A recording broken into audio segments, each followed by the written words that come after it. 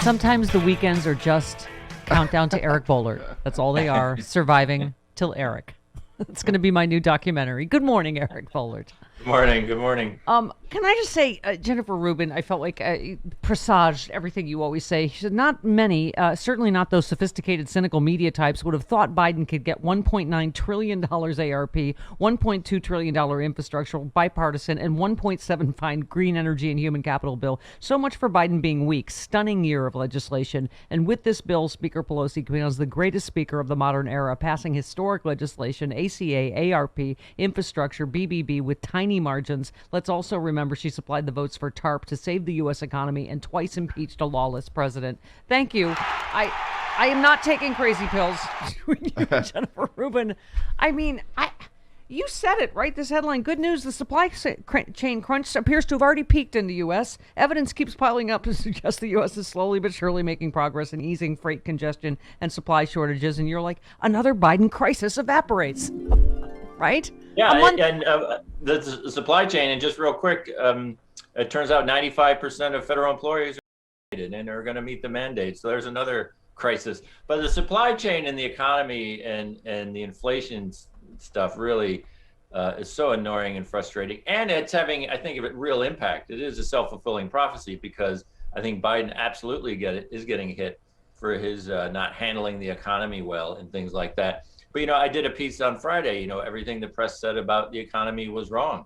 And I mean, that's a tiny bit hyperbole, but if you look at what's going on, huge job gains, they went back and looked at, it turns out there were 600,000 jobs they didn't count over the summer, massive job gains, wages are up, employees have unprecedented leverage in the marketplace, consumer demand is through the roof. Back in April or May, the question was, will this economy ever get off the ground after COVID? And now it clearly is off the ground. Target, Walmart, printing profits. All these companies are printing profits. Yeah. If Donald Trump had one of these elements in 2020, he would have been reelected. He would have been portrayed as overseeing this runaway economy. But there's inflation. So the press is just completely over the top obsessed with inflation. Yes, it's a problem. It's not the problem they depict it to be.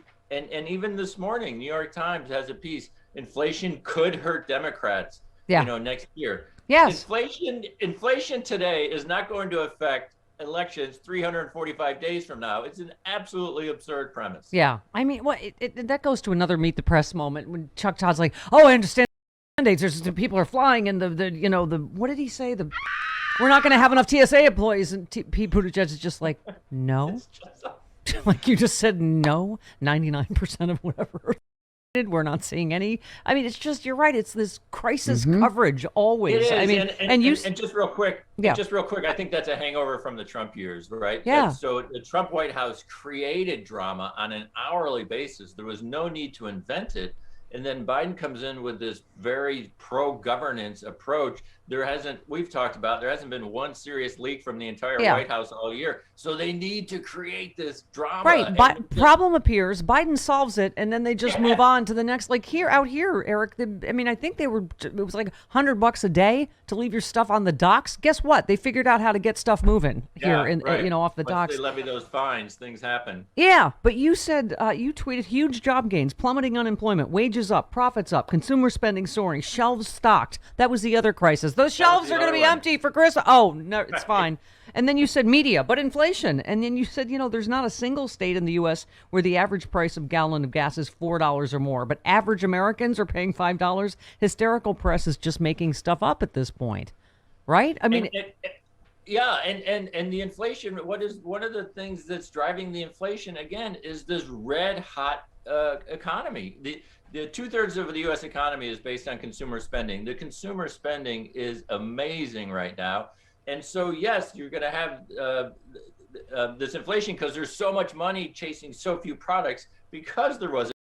Yeah. There was a supply chain problem, which is now easing, but it is just absurd. Every matrix, we've talked about this, every matrix that the press used to use to judge a president and the economy is just being thrown out the window, and now it's only inflation, inflation, Well, inflation. can I just, as a public service, repeat? I mean, just because you're so great at rounding everything up with figures and facts and whatever. But I mean, you were saying first of all, worker wages is up. Employees are enjoying unmatched leverage in the marketplace. I keep saying this is a good thing. I love this new workers' empowerment movement. You said job gains are soaring. Companies are printing profits thanks to sky-high consumer demand. You talked about Target, blah, blah, blah. You say consumer spending accounts for 2/3 of the economy, all the while mortgage interest rates hover around 2.5%. And you talked about the undercount. We now know an additional 626,000 jobs were created in these months, blowing away the idea of a stymieing hiring pattern. Right? That's all we heard about is the disappointing jobs numbers. Yes. We've heard... Right. You're one of the only persons I've heard the correction from, right? Right. Goldman Sachs predicts by the end of the year, U.S. unemployment will drop to a 50-year low. Right. Trump, the rate peaked at nearly 15%. Retail sales, you say, surged 1.7% in the month of October.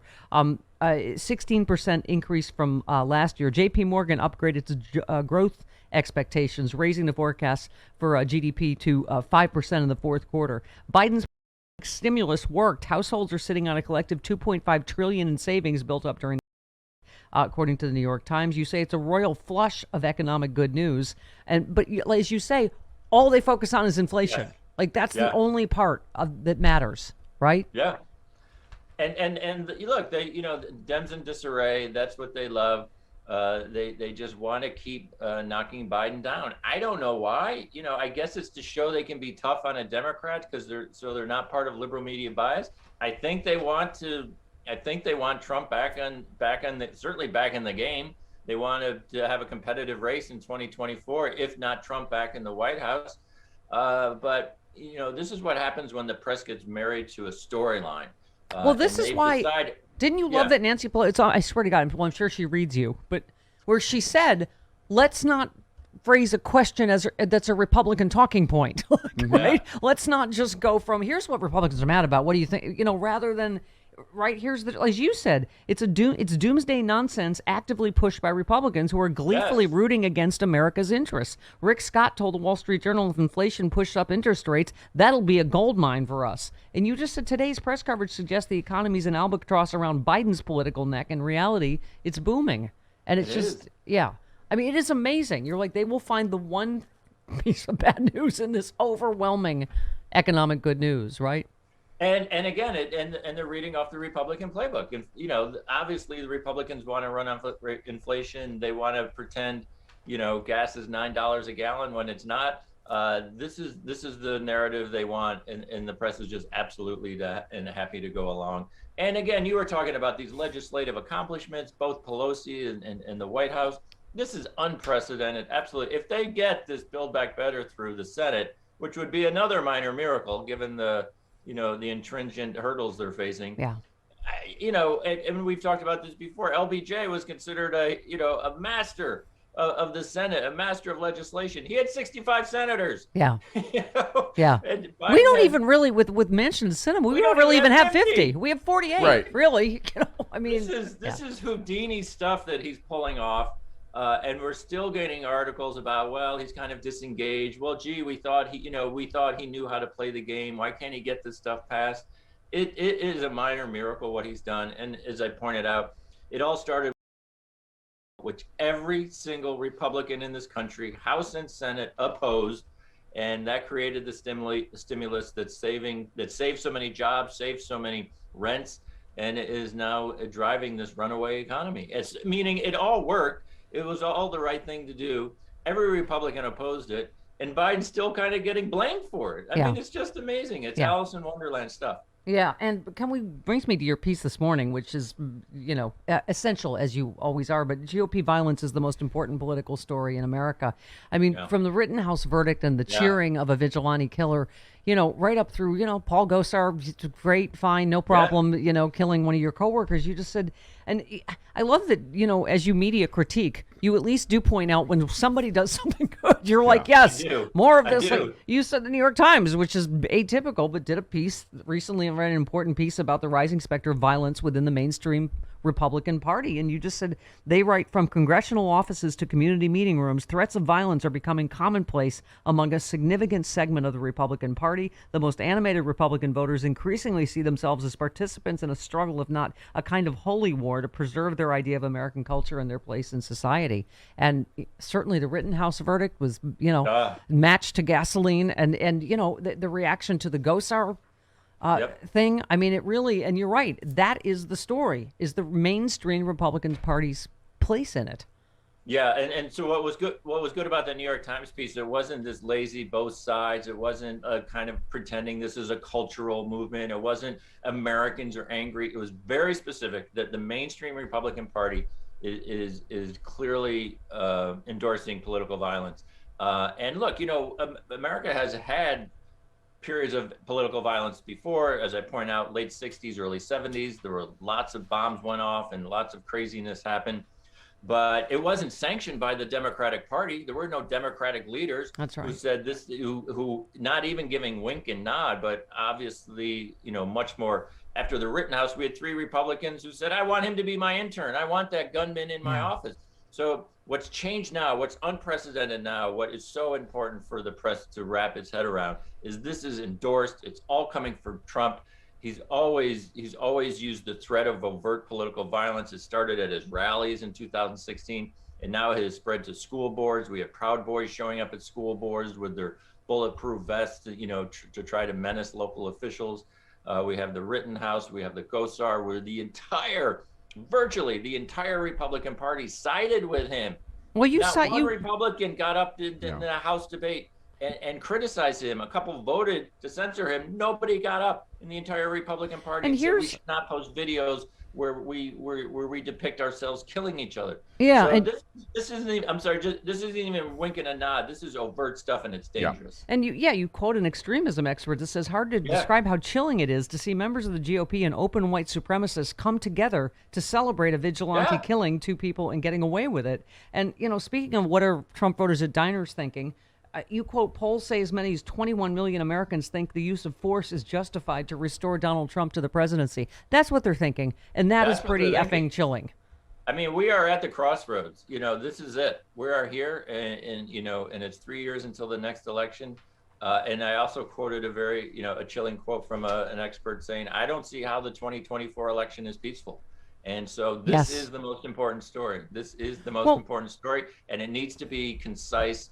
And this is what the Republican Party stands for. Yeah, I love Jeff Tiedrich's tweet. He said, Democrats want you to have bridges and broadband and affordable prescription drugs. Republicans want you to be able to shoot anyone you hate. I mean, anyone you disagree with. I mean, that's what, it's open season. That's their message. And you're right. We keep saying, this is the most important election. Well, this really might be the last one if we don't figure this out, because you're right. It is. And that should be, as you say, the only story. Yeah. Right. I mean, we've never faced anything like this in our history, and I know that sounds like hyperbole and stuff, but again, it's the sanctioning. I mean, maybe during the Civil War, it's the overt sanctioning of a mainstream political party, signaling that violence is not only okay, it's preferred, and that sends a message to all these crazies, and we're seeing it pop up more and more. And just real quick, there was that rally in Idaho, and the guy got up and said, when do we start killing people, and why? And specifically, and that's not an anomaly. That's not. Of course not. Yeah. And specifically, he said, if they keep stealing our elections, why can't we kill people? And it's all back to the big lie, and it all goes back to the insurrection. And